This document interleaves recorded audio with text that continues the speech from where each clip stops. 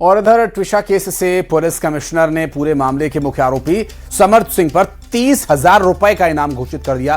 Police commissioner का साफ कहना है कि आरोपी को जल्द से जल्द गिरफ्तार कर सलाखों के पीछे भेजा जाएगा।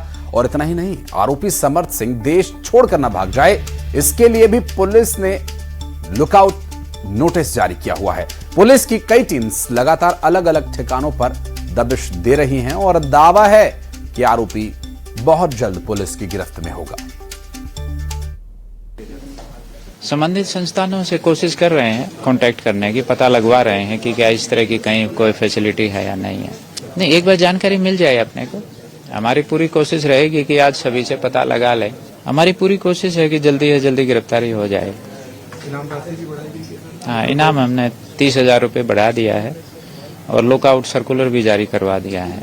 नहीं, हमने जो सीन ऑफ क्राइम है वो प्रिजर्व कर लिया था। एफएसएल ने भी अपना डिटेल उसका एग्जामिनेशन कर लिया था, तो इस तरह की छेड़छाड़ की कोई संभावना नहीं है। देखिए, विषय बहुत गंभीर है और ये साइकोलॉजिकल जो प्रॉब्लम किसी में सुसाइडल टेंडेंसी को अगर जन्म देती है तो कैसे इससे हल निकाला जाए। क्या वो तरीके हों जो हम अपने बच्चों को सिखाएं, अपने बच्चों को बताएं कि वो किसी भी विपरीत परिस्थिति का न सिर्फ सामना करें बल्कि उससे लड़ने की उनमें भावना पैदा हो, बजाय कि अपने जीवन को समाप्त करने के। इस पर बात करेंगे। हमारे साथ स्मिता कुमारी जी हैं, साइकोलॉजिस्ट हैं। मैम, बहुत स्वागत है आपका। और हमारे साथ दो सहयोगी हमारे भोपाल से शिवकांत आचार्य और ग्वालियर से सुशील कौशिक हैं। स्मिता जी, मैं आपके पास आता हूं, उससे पहले एक अपडेट इस पूरी खबर पर ले लिया जाए। भोपाल चलते हैं शिवकांत आचार्य के पास। शिवकांत, चूंकि ये विषय एक बहुत ही गंभीर विषय हो चुका है, अगर ट्विशा शर्मा केस की भी बात करें तो परिवार के लिए एक बहुत बड़ी चुनौती है। परिवार आरोप लगा रहा है कि बॉडी डिकम्पोज हो रही है, वो दोबारा पोस्टमार्टम कराना चाहते हैं। पोस्टमार्टम रिपोर्ट पर उनको अभी भी शक है। क्या अभी मूवमेंट चल रहा है भोपाल में? परिवार इस केस को ट्रांसफर करने की भी कोशिश में जुटा हुआ है। अब हाईकोर्ट पहले ही अग्रिम जमानत समर्थ के द्वारा लगा दी गई है, तो रास्ता अब अगला हाईकोर्ट की तरफ जाता हुआ दिखाई दे रहा है। बिल्कुल आशीष, अगला स्टेप क्या रहेगा? उसके टिशा के चाचा जी हमारे साथ हैं। सर, नेक्स्ट स्टेप क्या होने वाला है? समर्थ सिंह तो लगातार अपना काम कर ही रहा है, उसने वेल एप्लीकेशन भी लगा दी जबलपुर हाईकोर्ट में। आपने 50 नंबर की एक लिस्ट भी जारी की है कि गिरिवाला ने किन किन लोगों ने से कॉल किया। आप क्या स्टेप उठाने वाले हैं ताकि टिशा को जल्द से जल्द न्याय मिल सके? देखिए, लिस्ट हमने जारी नहीं की है। लिस्ट उन्हीं के द्वारा कोर्ट में प्रस्तुत की गई है, जिसपे हमने ध्यान आकर्षित किया है सभी लोगों का। दूसरे, हमारे जितने भी न्यायिक अधिकार हैं हम उसके तहत आगे बढ़ रहे हैं। धीरे धीरे हमें अटकाने की कोशिश की जा रही है कि स्टेप के ऊपर, क्योंकि अभी हमें सुप्रीम कोर्ट के अलावा कहीं भी दिखाई नहीं देता है कि हमें जस्टिस मिल पाएगा। हमें भोपाल के अंदर, एमपी के अंदर न्याय नहीं मिल सकता, ये बिल्कुल स्पष्ट तौर पर दिखाई दे रहा है। तो अंत में सुप्रीम कोर्ट बचते हैं, जहां पर ये न्याय जहां पर पाने की उम्मीद की जा सकती है, हम वहीं पर हमारी अपील करने की प्रक्रिया जारी है। इस समय पर चीज़ें बताई हैं कि वो घर अभी तक सीज नहीं है, गिरिवाला अभी तक अपने पद पर बनी हुई हैं, वो अपने पूरे इन्फ्लुएंस का इस्तेमाल अभी तक उनका जारी है। बड़े बड़े अधिकारियों के साथ में उनका रोज का इस समय का उठना बैठना जारी है। वो खुलेआम आराम से घूम रही हैं, उनका लड़का बेल के लिए अप्लाई कर रहा है। ये सारी चीज़ें दिखाई दे रही हैं अभी तक कि यहाँ पर कार्रवाई होनी चाहिए, आश्वासन नहीं। पुलिस ने 30,000 का इनाम घोषित किया है समर्थ का पता बताने वाले पर। पुलिस ने 30,000 का इनाम घोषित किया है, वो एप्लीकेशन लगा रहा है, वेल एप्लीकेशन। इसको क्या कंट्रोडिक्ट किया? ये पुलिस का अपना तरीका है, वो बिना इनाम के भी पकड़ सकती हैं और उनका तरीका है वो इनाम रख के भी पकड़ती हैं, ताकि आम लोग उनको हेल्प करें उनको पकड़ने में। पुलिस की कार्रवाई है, इसका जवाब पुलिस बेहतर दे सकती है कि उन्होंने ये इनाम को क्यों रखा है और किस तरीके। खबर ये भी है कि गिरिवाला सिंह को कंज्यूमर फोरम अध्यक्ष के पद से भी हटाया जाएगा, अपराधी पकड़ा जाए। सर, एक परिवार के लिए कितनी बड़ी पीड़ा होगी इस चीज़ के लिए कि एक उनकी बेटी, एक तो न्याय के लिए अभी तक परिवार भटक रहा है, दूसरा उसका कैरेक्टर एसिनेशन लगातार किया जा रहा है किसी की ओर से, उसको लेके आप कैसे मजबूत? इस बात का सुमोटो एमपी सरकार को और जो अपने न्यायालय हैं उनको लेना चाहिए। इसी आधार पर उनकी बेल कैंसिल होनी चाहिए कि जो आदमी अपनी बात कहने के लिए जिंदा नहीं है उसके बारे में कुछ भी कहा जा सकता है। जो जिंदा हैं वो अपने कैरेक्टर के, अपने सब चीज़ों के सबूत पेश नहीं कर रहे हैं, वो सिर्फ कानून की बातें और उसमें उलझाने की लंबी लंबी बातें कर रहे हैं। गलत तथ्य, गलत सबूत पेश किए जा रहे हैं उनके द्वारा लगातार, जो कि पुलिस की कस्टडी में होने चाहिए सारे के सारे सबूत, वो पेश किए जा रहे हैं बार बार अभियुक्तों के द्वारा। तो ये सबसे अपने आप में सबसे बड़ा उल्लंघन है कि इसी बिना के ऊपर सरकार को इस मामले के अंदर खुद से आना चाहिए और तुरंत उनकी गिरफ्तारी का आदेश देना। सरकार का भी तो अपना लॉ डिपार्टमेंट है। अगर मेरे पास में कोई लॉयर नहीं है, मेरी टीम नहीं है, तो मेरा केस कौन लड़ेगा? सरकार लड़ेगी, जिसको मैंने डिकम्पोज हो रही है, वोट दोबारा करता हूं, पोस्टमार्टम कैसे या होगा? कोई अमेरिका से, इंग्लैंड से आके मेरा केस कोई आदमी लड़ेगा? सरकार अपने आप में सक्षम है। सरकार का ये बोलना कि हमारे अधिकार क्षेत्र में नहीं आता, ये बस वही आश्वासन वाली कार्रवाई जैसा दिखाई देता है। बॉडी डिकम्पोज हो रही है, फिर कैसे होगा? दोबारा पीएम के लिए तो कोर्ट ने मना कर दिया। देखिए, इसका जवाब आपको एम्स से लेना चाहिए। ये जवाब एम्स देगा कि क्या कंडीशन है, क्योंकि उनको पूरा स्पष्टीकरण देना पड़ेगा कि किस कंडीशन में होती है, किस कंडीशन में नहीं होती है। मैं एक मेडिकल एक्सपर्ट नहीं हूं जो इस पर राय दे सकूं अपनी कुछ। राज्य सरकार ने गिरिवाला सिंह को अपने पद से हटाने के लिए पत्राचार शुरू कर दिया है। देखते हैं कब तक इसके ऊपर कार्रवाई अमल। मैंने आपको बोला ना, कार्रवाई रिजल्ट के ऊपर है सारा का सारा मैटर। आदेश दे दिया है, उस आदेश को चुनौती किसी ने दे दी है और सरकार ने आदेश वापस ले लिया। किस प्रभावशाली आदमी के प्रभाव से आदेश वापस लिया गया या उनको अभी तक कर दिया, करने के बाद मालूम पड़ेगा, तब हम मानेंगे कि उनको सरकार ने कोई पहला स्टेप लिया। जी आशीष, बिल्कुल टिशा के चाचा जी हमारे साथ थे। लगातार वो सरकार से न्याय की मांग कर रहे हैं और जाहिर है न्यायालय में चूंकि ये मामला है अभी शिवकांत, और दोबारा पोस्टमार्टम का जो विषय था वो पहले ही कोर्ट ने खारिज कर दिया है। अब हाईकोर्ट का रास्ता यहाँ पर, जो कि समर्थ भी हाईकोर्ट में अग्रिम जमानत के लिए अप्लाई कर चुके हैं और अब देखना होगा कि आगे इस पर क्या स्थिति रहती है। ग्वालियर चलेंगे, सुशील कौशिक हमारे सहयोगी इस वक्त हमारे साथ जुड़े हैं। सुशील, सुसाइडल टेंडेंसी जो न्यूली मैरिड लड़कियां हैं, जो नवविवाहिता हैं, उनमें देखने को मिल रहा है, चाहे भोपाल से ट्विशा शर्मा का मामला हो या फिर ग्वालियर से सामने आए ये दो मामले।